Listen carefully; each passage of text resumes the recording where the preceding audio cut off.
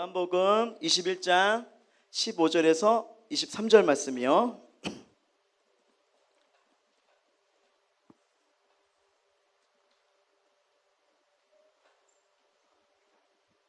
자, 요한복음 21장 15절에서 23절 말씀, 자, 같이 읽도록 하겠습니다. 시작. 그들이 조밥 먹은 후에 예수께서 시몬 베드로에게 이르시되 요한의 아들 시몬아, 내가 이 사람들보다 나를 더 사랑하냐 하시니 이르되 주님 그러하나이다. 내가 주님을 사랑한 줄 주님께서 아시나이다. 이르시되 내 어린 양을 먹이라 하시고 또 두 번째 이르시되 요한의 아들 시몬아, 내가 나를 사랑하느냐 하시니 이르되 주님 그러하나이다. 내가 주님을 사랑한 줄 주님께서 아시나이다. 이르시되 내 양을 치라 하시고 세 번째 이르시되 요한의 아들 시몬아, 내가 나를 사랑하냐 하시니 주께서 세 번째 내가 나를 사랑하냐 하심으로 베드로가 근심하여 이르되 주님 모든 것을 아시오매 내가 주님을 사랑한 줄을 주님께서 아시나이다. 예수께서 이르시되 내 양을 먹이라. 내가 진실로 진실로 내게 이르니 내가 젊어서는 뜻으로 띠띠우고 원하는 곳으로 다녔거니와 늙어서는 내 팔을 벌리리니 남이 내게 띠띠우고 원하지 않은 곳으로 데려가리라.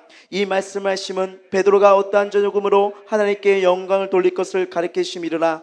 이 말씀을 하시고 베드로에게 이르시되 나를 따르라 하시니 베드로가 돌이켜 예수께서 사랑하시는 그 제자가 따르는 것을 보니 그는 만찬 속에서 예수의 품에 의지하여 주님 주님을 파는 자가 누구니까 묻던 자더라. 이에 베드로가 그를 보고 예수께 여짜오되 주님 이 사람은 어떻게 되겠사옵나이까? 예수께서 이르시되 내가 올 때까지 그를 머물게 하고자 할지라도 내게 무슨 상관이냐? 너는 나를 따르라 하시더라. 이 말씀이 형제들에게 나가서 그 제자는 죽지 않겠다 하였으나 예수의 말씀은 그가 죽지 않겠다 하신 것이 아니라 내가 올 때까지 그를 머물게 하고자 할지라도 내게 무슨 상관이냐 하신 것이라. 아멘.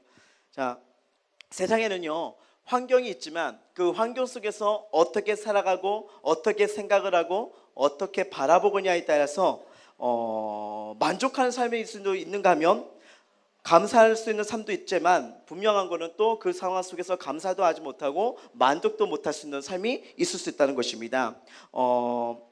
만약에요 우리가 주어진 환경 속에서 감사를 하지 못하는 상황과 감사를 할 수 있는 모습, 어떻게 보면 조건이 있다고 생각할 수 있지만 근데 더 중요한 것은 그 상황 속에서 어떻게 생각하고 어떻게 바라보냐는 것에 있다는 것을 알게 되는 것입니다. 예를 들어 감사할 수 있는 사람들의 특징을 보게 되면, 자, 이 상황에서 한번 테스트 한번 해볼까요? 영현아 지금 감사한 거, 숨 쉴 수 있는 거 감사. 대훈아 지금 감사한 거. 그대로 와요. 자, 희준아 지금 감사한 거. 아직까지 살아있던 거. 좋아요. 자, 아무것도 아니지만 조건이 아니지만 우리가 감사를 생각했으면 모든 것을 할 수 있겠죠. 뭐 건강을 주신 것에 감사. 예를 들어 제가요 지금까지 결혼을 못했다고 해요. 왜? 그래도 청년부 가면 아직도 괜찮아. 자, 결혼을 못했다고 해요. 마음이 아프지? 결혼도 못했어요. 그리고 차도 없어요. 직장도 없어요. 그냥 밖에 나가면 여기저기서 맞고 살아요. 심지어는 승준이한테도 돈 뺏겨요. 자, 이런 모습 속에서 있으면, 자, 이런 상황, 이런 모습이 있으면 경서가 네가 이런 삶이야. 네 얘기를 한 거야. 예를 들면 자, 감사가 나올 수 있는 상황이 있을까요? 쉽지 않겠죠. 근데 정대명이라는 사람은 그 상황에서 감사를 해요. 하나님 아무것도 할 수 없기 때문에 제가 주님을 보심에 감사하고 이렇게 또 걸어갈 수 있는 다리 해주심에 감사하고. 자, 반대로 경석이는 집이요 63빌딩인데 60층까지 다 쟤네 집이에요. 와, 1층부터 10층까지 현관문, 10층부터 30층까지 쟤네 방. 이런 삶을 산데도, 그런데 경석이는 늘 불만한 거예요. 와, 그 미국 시카고 보니까 엠파이어 빌딩은 153빌딩인데 이게 뭐냐? 이게 뭐냐? 또 예를 들어 주식을 해가지고 주가가 한 30억이 올랐어요. 근데 얘가 생각했던 거는 300억이거든요. 30억밖에 안 올라서 일이 안 된다.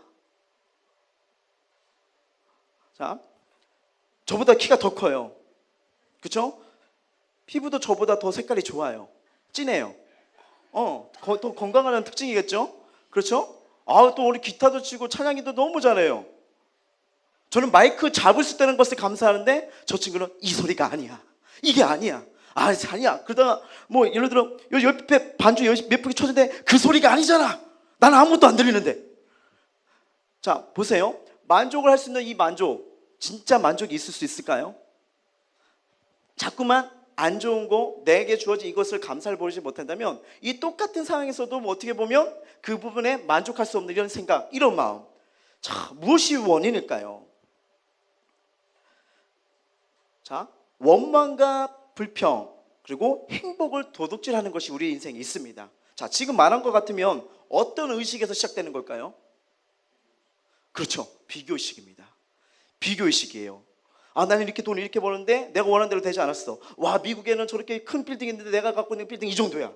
하면서 이 기준점에서 무엇을 보고 있느냐, 어떻게 생각하느냐에 따라서 비교의식이 있다는 거죠. 어떻게 보면 잘 생각해 보세요. 우리 삶의 우리의 모습, 우리의 이야기일 수도 있다는 것입니다.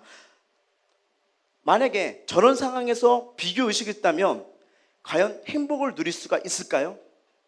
존재 가치도 누리지 못하는 거. 이게 여러분 오늘 중요한 게 뭐냐면 바로 내가 살아가는 기쁨, 지금의 만족에 감사를 하지 못하는 이 자체가 뭐냐면요, 사단의 덫이라는 겁니다. 뭐라고요? 사단의 덫이라는 거예요. 그러나 어려운 환경에 살아도 다른 사람과 비교하지 않고 가지고 있는 것에 만족하며 살면 감사할 수밖에 없다는 겁니다. 그러나 좋은 환경에 살면서도 원망과 불평이 나오는 이유는 더 좋은 환경에 사는 사람들과 비교를 하기 때문에, 그래서 불평과 원망이 나올 수밖에 없는 거죠. 그래서 아무리 좋은 환경이 있을지라도요, 비교의식이 존재하는 한 행복할 수 없다는 것을 우리가 알게 되는 겁니다. 한마디로 비교의식은요, 사람을 이렇게 불행하게 만든다는 겁니다. 제가요 인터넷을 검색하면서 이거랑 관련된 어떤 내용들이 있을까요 검색하다가 이런 글이 있어서 한번 가져왔습니다. 한번 띄워주시겠어요? 자, 읽어볼게요. 시작.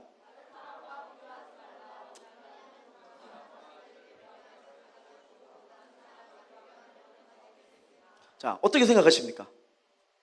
어떻게 생각하세요?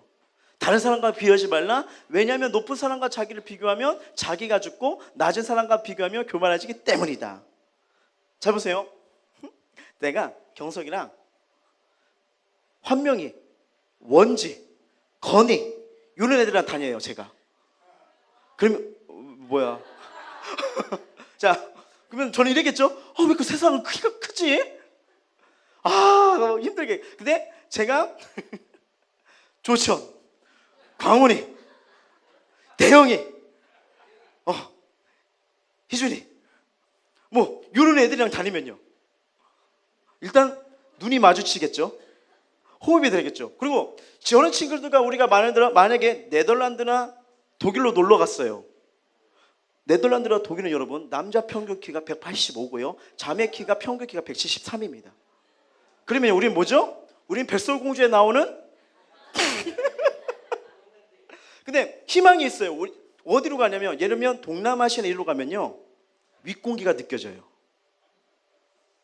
아니야, 지금 여러분이 오해하시는데 제가 가봤어요. 가봤는데 거기 가면 눈이 맞거나 제가 살짝 내려봐요.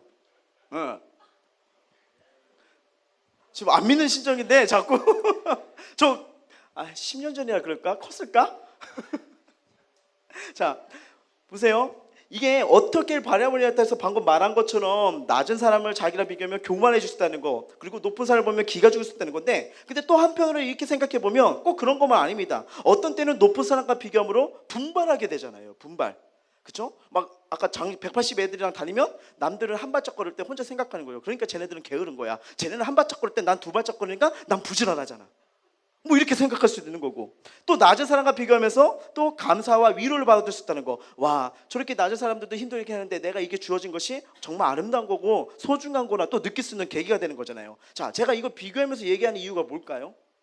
뭘 말하면요, 중요한 거는 우리의 마음의 자세에 달려있다는 겁니다. 마음의 자세가.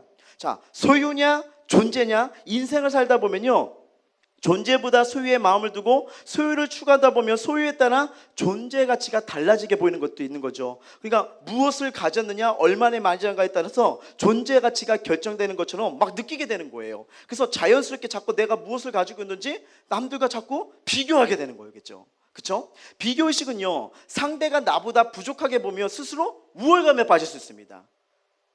상대가 나보다 더 부유한 걸 보면 어떻게 보면 열등감에 빠질 수도 있고 스스로를 초라하게 느낄 수도 있는 거겠죠. 원망과 불평은 우월감과 열등감에서 나오는 증상들인 거죠. 자, 인간의 존재 가치가 과연 소유에 의해 결정되는 걸까요? 무엇을 가지냐에 따라서 내 삶에 가치가 있는 거고 없는 걸로 여기는 걸까요? 만약 그렇다면 여러분 성경 생각해 보세요. 스데반이나 바울은 얼마나 초라한 존재들일까요?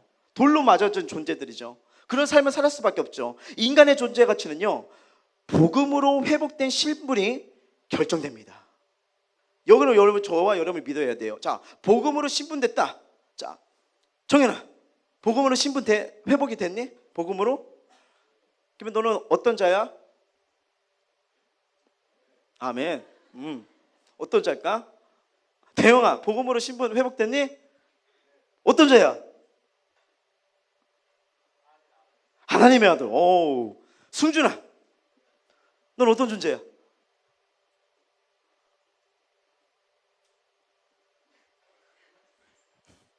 긴장했어요. 자, 방금 말해요. 복음으로 회복된 신자니까 내 가치가 달라 보입니다. 이 복음으로 회복되니까 어떤 마음이 드냐면, 그치, 나는 하나님의 아들이지. 아, 주님께서 나에게 들려주는 게 느껴져요. 넌 내 몸이야. 넌 내 기쁨이야. 넌 내 꿈이야. 넌 내 동역자야. 이런 존재 가치가 달라는 거예요. 그래서 여러분, 존재 가치는 비교의 대상이 아닙니다. 아니에요. 그러니까 무슨 말이냐면요, 스스로가 절대적인 가치가 있다 없다? 있어요. 왜? 그리스도의 핏값으로 산 존재되기 때문에요. 그렇기 때문에 이런 가치가 있다는 거. 오늘 보면요, 이 요한복음을 보면요, 주인공은 하나님의 아들 되신 예수 그리스도이십니다. 예수님이 어떤 분인가를 보여주기 위해서 요한복음에 등장하는 인물이 지금 누구죠? 베드로, 그렇죠? 베드로입니다. 그래서 요한복음 1장에서는 베드로는 그 형제 안드레의 이 전도를 받아가지고 예수님 앞에 오게 되죠. 베드로를 처음 본 예수님은 베드로가 앞으로 어떤 인물이 될 것인데 해서 이름을 바꿔줍니다. 그 이름이 뭐죠? 응? 개밥이 아니고 개바. 개바. 자, 개바로 개칭해줍니다. 개바 뜻이 뭐죠? 반석이죠, 반석. 이 말은 베드로가 사도행전 시대에 교회의 반석이 될 인물의 뜻이 있는 거예요. 자, 이렇게 말씀하신 이유는 예수님이 이 요한복음 21장까지 베드로를 반석 역할 수 있는 제자로 지금 계속 만들어 가시고 세워 가심을 지금 보게 되는 것입니다. 최종적으로 내가 나를 사랑하냐 몇 번 물어봐요? 3번이나 묻잖아요. 베드로가 그때 대답하는 게 뭐라고 말합니까? 내가 주를 사랑한 줄 주께서 아시나이다. 지금 이렇게 말을 하잖아요. 그때마다 예수님이 또 뭐라고 말씀하시죠? 내 양을 먹이라. 네가 어떤 존재인데, 네가 어떻게 살아가야 되는데 지금 알려주는 거예요.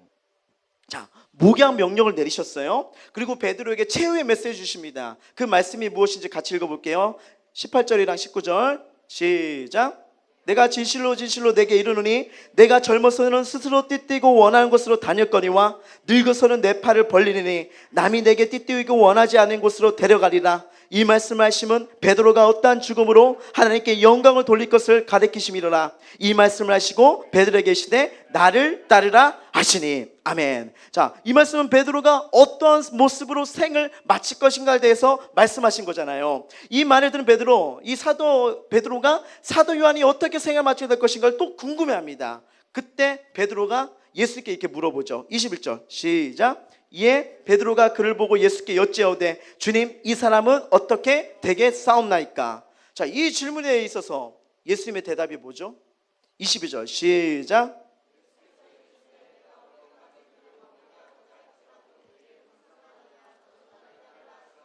자, 대답이요, 단순하고, 그렇죠? 선명합니다. 단순하고 선명해요. 내가 재림할 때까지 살려두더라도 너랑 그게 무슨 상관이냐고. 너는 그 부분에서 상관하지 마. 내가 요한을 너처럼 순교하지 않더라 할지라도 너는 상관하지 마. 이거는 네가 생각하고 고민할 필요가 있다 없다? 없다는 거예요. 자, 알다시피 요한의 형제 야고보가요, 성경에서 보면 가장 빨리 순교를 당하게 됩니다. 전승에 하면 그 뒤 베드로가 십자가에 거꾸로 못 박혀서 순교되는 것을 알게 되죠. 근데 요한은 제자들 중에서 가장 장수한 후 자연사하게 됩니다. 그렇죠? 밤모습으로 유배되었다. 거기서 요한계시록을 이제 쓰게 되잖아요. 베드로가 이 사실을 알면 어떻게 보면 띵 받을까봐, 열 받을까봐, 막 대들까봐 그래서 예수님께서 상관하지 말라고 말씀하신 걸까요? 아니죠. 오늘 말씀에 우리에게 주시는 메시지가 있습니다. 베드로야, 너는 너와 다른 사람을 비교하지 마. 내가 너와 같이 유언을 쓰지 않더라도 너는 비교하거나 상관하지 말라는 거죠. 무슨 말이에요? 베드로, 너는 너야. 내가 너의 삶을 허락했다는 거. 그리고 요한은 요한이다. 그를 어떻게 사용하든 어떤 수준으로 받든 상관하지 말라는 거예요. 무슨 말이냐면 쉽게 말하면 비교하지 말라는 거예요. 비교하지 말라는 거. 자, 목회자들이요, 교회의 크고 작음을 비교한다면 얼마나 불행할까요? 그렇죠? 하나님은 당신의 종들 스데반처럼 사용할 수도 있고 사도 요한처럼 사용할 수가 있습니다. 누가 더 큰 복을 받고 누가 더 작은 복을 받느냐 차이가 아니라 은사가 다를 뿐이라는 거예요. 예수님은 제자들을 세상을 살아가면서 이 세상의 가치관을 가지고 이웃과 늘 비교하면서 상관하며 살다면 얼마나 불행한 인생이 될 것인가를 미리 알고 계셨던 것입니다. 이것을 차단하신 거예요. 무슨 말이에요? 베드로처럼 순교해도 복일까요? 아닐까요? 복이죠. 사도 요한처럼 장수한 후 자연사에도 복일까요? 아닐까요? 복이죠. 이것은 사람을 구원하고 복되게 세워가시는 이 삼위일체 하나님의 섭리 속에서 이루어진 다양한 은사들이라는 거예요. 은사들. 우리에게 쭉 이렇게 여러분과 친구들과 이렇게 사용해 보면요, 은사들, 좋아하는 거, 관심 갖는 거, 재능 있는 게 벌써 다르다는 걸 느끼잖아요. 모두가 똑같습니까? 어떤 사람은 머릿결이 생머리라 찰랑찰랑해요. 근데 어떤 사람은 그냥 단일 파마도 안 했는데 너 파마한 머리냐 오해받을 수도 있어요. 근데 이것들이 다 장점이 다른 거겠죠. 주신 것도 다르고 뭐 달라요. 오늘 같은 경우에도 그냥 뭘까요? 여러분이 그냥 옷 입었던 이 색깔도 같이 각색이잖아요. 그렇죠? 똑같으면 이상하잖아요. 더 쉽게 말하면 뭐 똑같은 옷 입고 있으면 그것 입고 나오고 싶어요? 제가요, 대학교 때요, 제가 밑에 있는 후배 동생 남자애랑 옷가게를 갔어요. 오해하지 마세요. 옷가게 가가지고 옷을 샀는데 그때 카운트다운인가 뭔가 이렇게 했는데 너무 괜찮아가지고, 야, 내가 빨간색을 좋아하니까 넌 파란색 입어. 그러니까 왜? 내가 사줄게. 그래서 샀어요. 그리고 목요일날 같이 수업 듣는 날 수요일날 문자를 넣었어. 이거 같이 한번 이거 입어보고 그 도서관을 한번 활보해보자.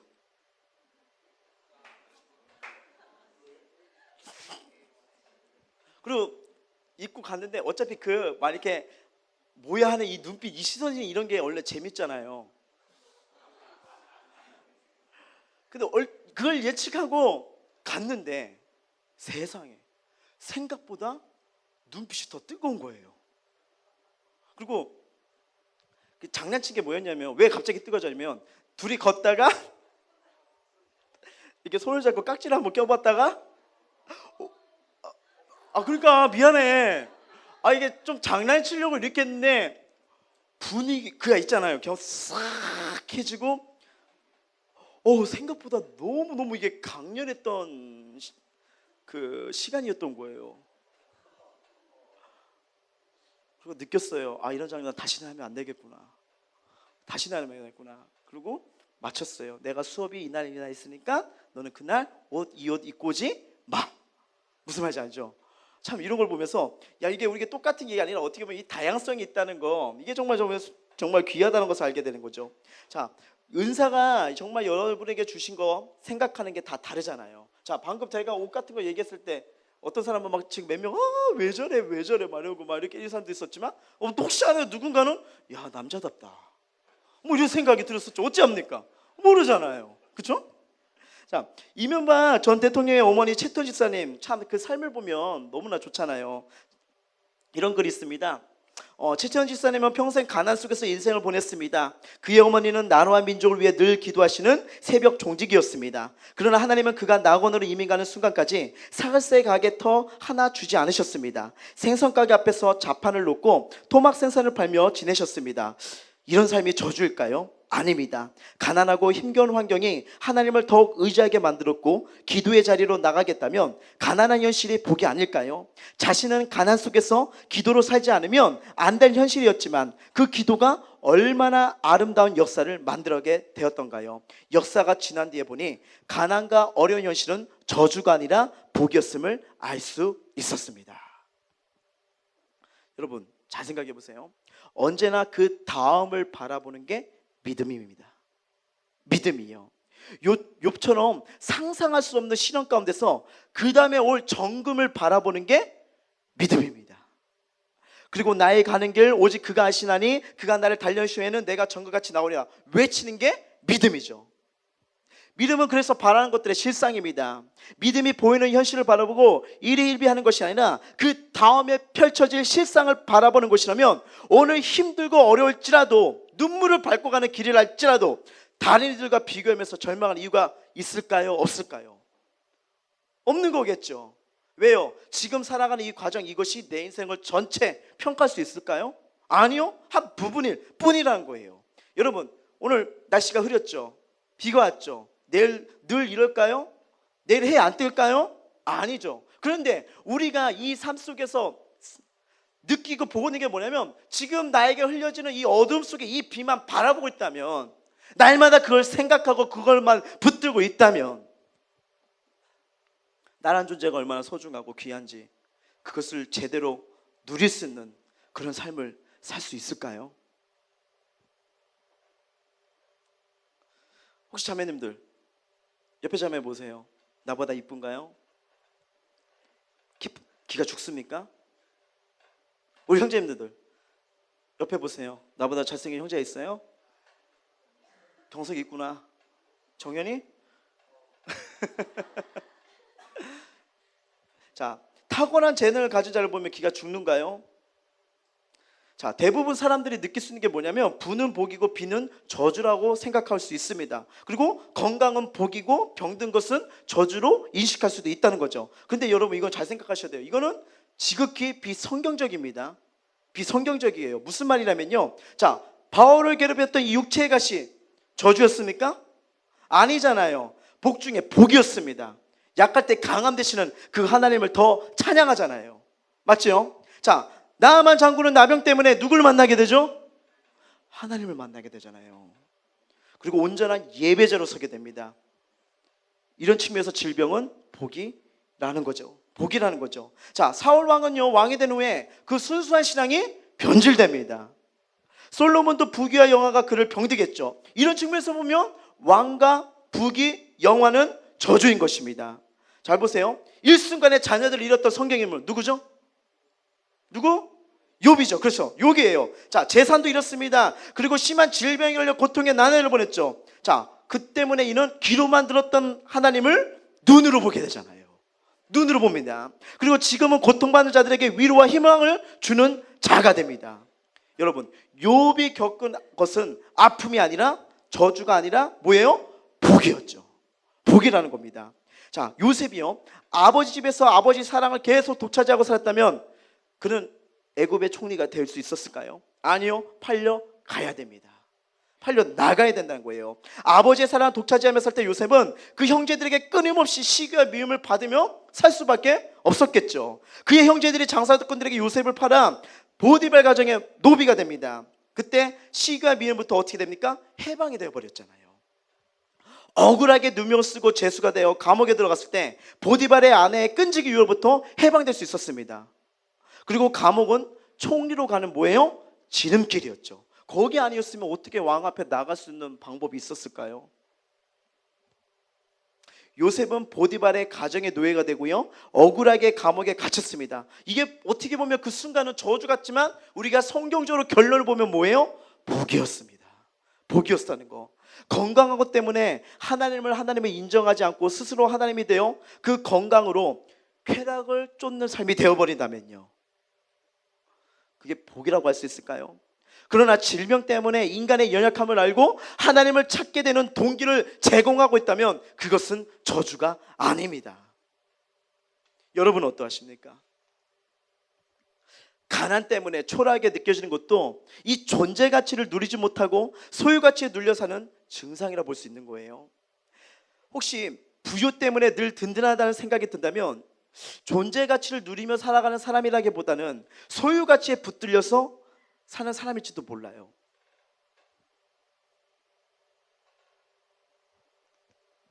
요즘 나는 무엇으로 인해 기뻐하고 있습니까?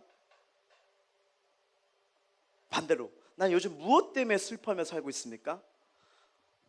이게 혹시 내가 붙들고 있는 어떤 소유 때문에 내 삶이 그러한다면 어찌하면 불행한 삶이 될 수 있다는 거죠. 잘 생각해 보세요. 잘 점검해 봐야 됩니다. 가난은요, 하나님을 더욱 바라보게 하고요, 의지하게 할 뿐 아니라 비난 환경에서도 먹이시고 입히시는 하나님을 더 깊이 만나는 계기가 될 줄 믿습니다. 더욱 성숙한 믿음의 삶으로 빚어가는 은사요, 도구라는 거예요. 부도 마찬가지죠. 영혼을 살리고 영혼을 복되게 하는 데 사용해야 될 귀한 도구이고 은사의 뿌리란 겁니다. 저에게 제사를 주었어요. 근데 그 제사를 갖고 제가 맨날 도박을 하러 다닙니다. 술을 마시러 갑니다. 복일까요?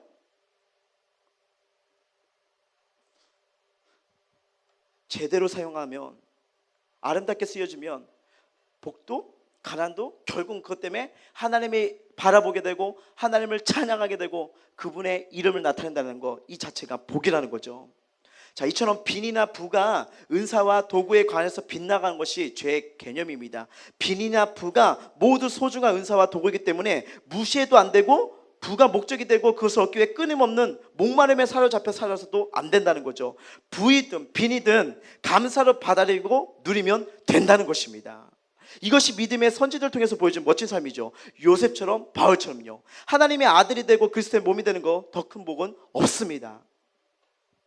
부유하게 사는 사람에 비하여 비난 인생을 산다고 해도 이것 때문에 기죽을 필요가 없다는 거예요. 초라하게 느낄 이유도 없다는 겁니다. 무슨 말이에요? 뭐가 다를 뿐? 은사가 다를 뿐이라는 거예요. 우리가 보기에는 잘생긴 사람도 있고 못생긴 사람도 있듯이 보이지만 모든 인간을 지으신 하나님 눈에는 같을까요? 다를까요? 같아요. 창세기 보면 아주 보시기에 좋았다고 하셨던 그 모습, 한마디로 뭐예요? 하나님 모두가 하나님의 작품이라는 거예요. 우리 옆 사람 축복합니다. 당신은 하나님의 작품입니다. 부자 앞에서 기가 죽는다면요, 그 부의 주인이 누구인가를 생각해 보세요. 권세자 앞에서 기가 죽는다면 그 권세가 누구의 건지를 생각해 보라는 것입니다. 부도 그의 것이 아니죠. 권세도 그의 것이 아니에요. 우리 요새 뭐 뉴스 보면 그냥 그 사건 때문에 아주 골치 아프잖아요. 어떻게 보면 몇 년 동안 막 부귀 영화를 이렇게 해서 떠올렸잖아요. 근데 한순간 터지니까 지금 초라해져 버리잖아요. 한 방입니다.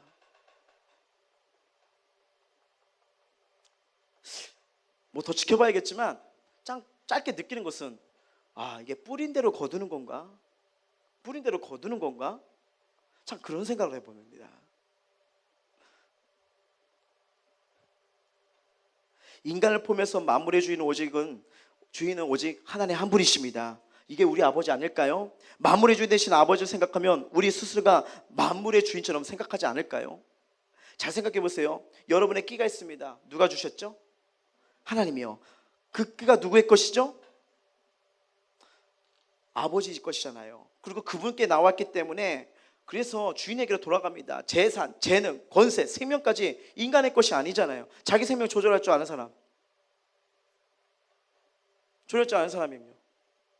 그러면 만약에 여러분에게 그런 능력이 있다면 아마 20대에서 30대 이 기간을 한 50년 살 정도로, 그쵸? 멈춰버릴 수 있겠죠.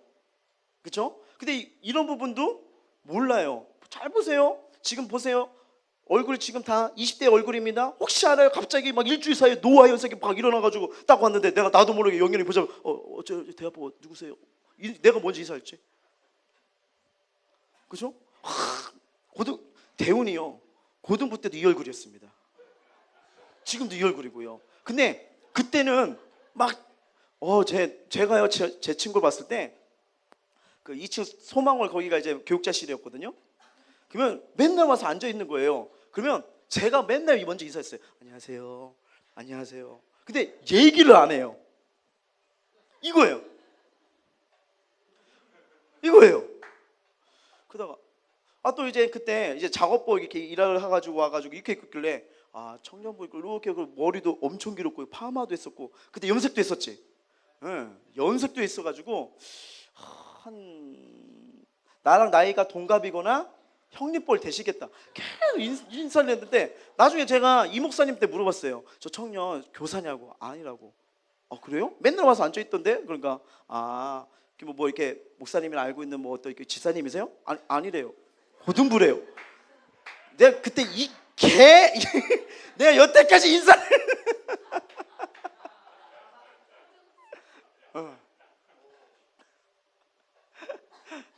근데 저런 친구의 장점은 뭐냐면요, 40세가 되어도 저 얼굴이라면요.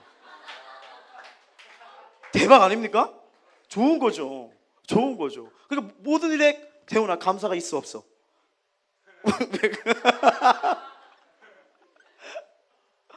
이 감사가 있다는 게 너무 좋은 거죠.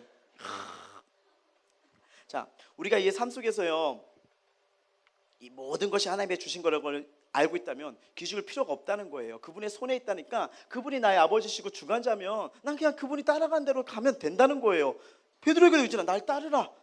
그냥 그 길로만 간다면 되는 거예요. 돈을 얼마나 버렸냐 더 중요한 것은 여러분 알다시피 어떻게 버렸냐인 겁니다. 어떻게 버렸냐고요. 다른 사람들의 노동력을 차치해서 번 돈이나 속여서 번 돈은 복이 아니라는 거죠. 돈을 벌기 위해 노력하는 것보다 더 중요한 것은 무엇을 위해 버느냐입니다. 무엇을 위해 버느냐. 돈은 어떻게 사용하냐에 따라서 돈의 가치가 달라집니다. 득이 될 수도 있고 실이 될 수 있으며 복이 될 수도 있고 저주가 될 수도 있습니다. 물론 여러분 인간에게 돈이란 건 중요한 부분도 있지요. 근데 돈이란 칼처럼만 잘 사용하면 사람을 살리는 도구도 되지만 오히려 그 칼에 의해 본인도 상할 수가 있는 것입니다. 이처럼 돈이란 잘 다루어야 도구라는 거죠. 돈을 너무 의지해서도 너무 사랑해서도 안 된다는 거. 또 한편으로는 반대로 무시해서도 안 된다는 거죠. 어떤 사람이요, 강철러 카네기에 물었습니다. 왜 돈을 버십니까? 교회와 학교를 엄청 세우신 분이잖아요. 이 사람은 가치가 있었던 거예요. 이걸 통해서 예배드릴 교회를 짓겠다. 이 하나님이 나에게 이 재능을 통해서 복을 주시면 내가 학교를 세우겠다. 정말 아름다운 모습 아닙니까? 그러니까 하나님이 부어주시지 않을까요? 근데 그분이 했던 말이 이런 게 있어요. 한번 보여주세요. 자, 읽어볼게요. 시작.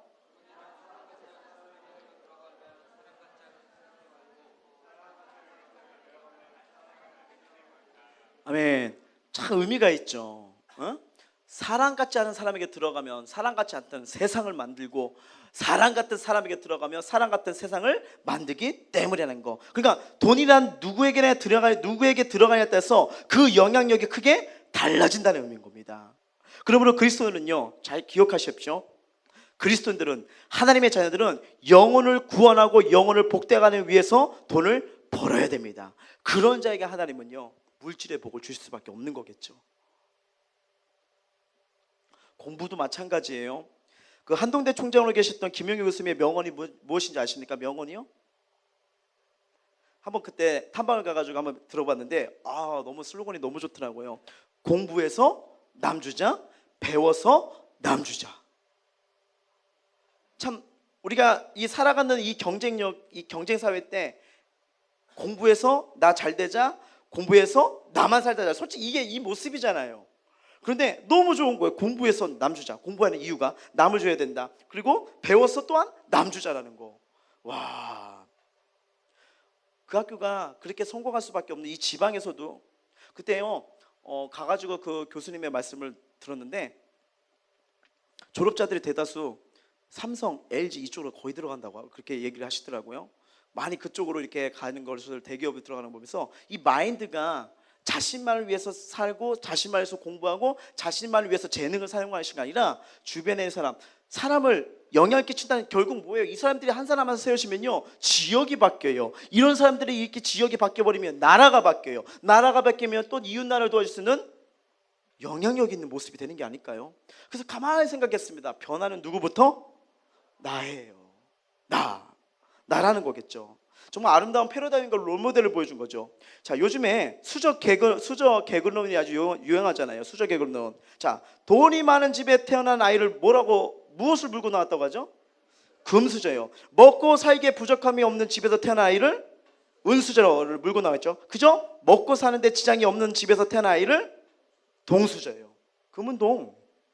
그 다음에요, 가난한 가정에서 태어난 아이를 흙수저라고 합니다. 여러분 어떠하십니까?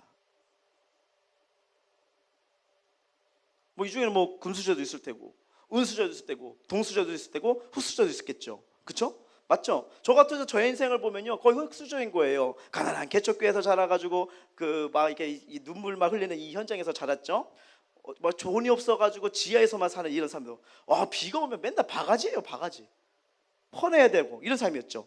어떨 때는 병원비 갈 돈도 없고 그냥 끙끙 앓아야 됐죠. 막 그런 삶을 살았던 거예요. 그런데 지금 돌이켜 보니까 이 상황 속에서 이런 모습을 보지 않았다면 내가 하나님을 찾았을까? 그리고 그 현장 속에서 이게 간절히 기도하시던 부모님의 모습을 보면서 이럴 때 하나님 앞에 무릎을 꿇는 거구나, 이래서 하나님을 찾아야 되는구나, 이것을 보게 되는 거겠죠. 만약에 이런 삶이 없었다면, 근수저로 나왔다면 잘 어울릴 것 같다.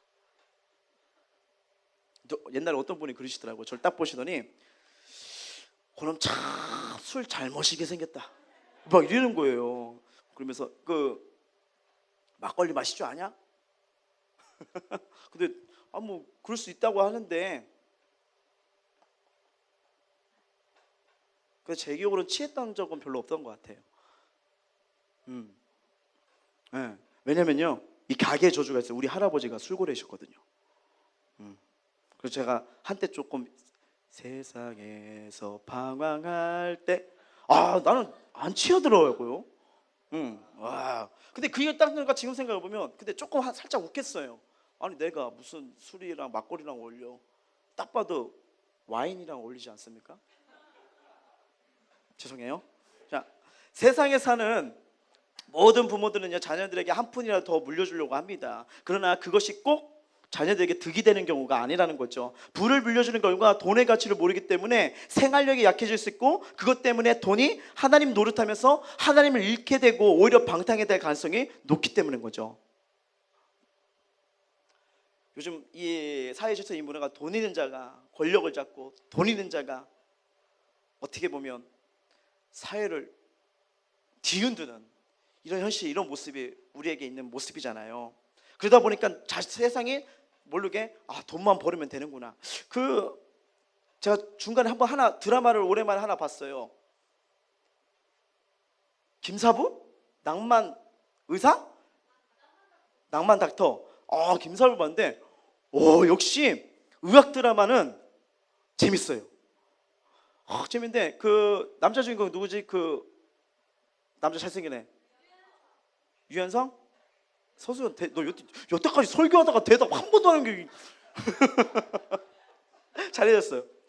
이렇게 딱 보는데 거의 2회인가 3회인가를 딱 봤는데 막 자기가 이 조그만 병에서 왜 나가려고 해요. 성공해야 된다고.